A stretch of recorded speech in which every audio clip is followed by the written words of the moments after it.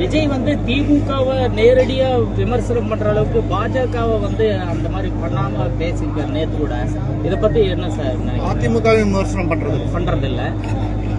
அவருக்கு கொடுக்கப்பட்ட செயல் திட்டத்தை அவர் நடைமுறைப்படுத்துகிறார். அவர் தான் வந்து கட்சியை வளர்க்க வேண்டும், தான் முதல்வராக வேண்டும் என்பதை விட திமுகவுக்கு எதிரான அவதூறுகளை பரப்ப வேண்டும், பகையை மூட்ட வேண்டும், மக்களிடத்திலே வெறுப்பை வளர்க்க வேண்டும் என்பது மட்டும்தான் அவருக்கு வழங்கப்பட்டிருக்கிற செயல் திட்டமாக தெரிகிறது.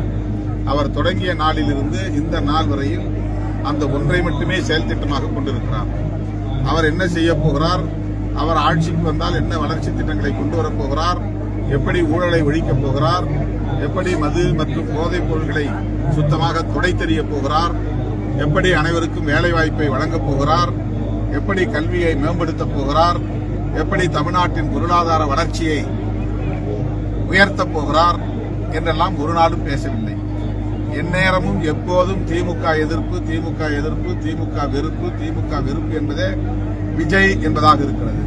விஜய் இஸ் ஈக்குவல் டு திமுக வெறுப்பு என்கிற நிலைதான் இருக்கிறது. தமிழ்நாட்டு மக்கள் எல்லாவற்றையும் கவனித்துக் கொண்டிருக்கிறார்.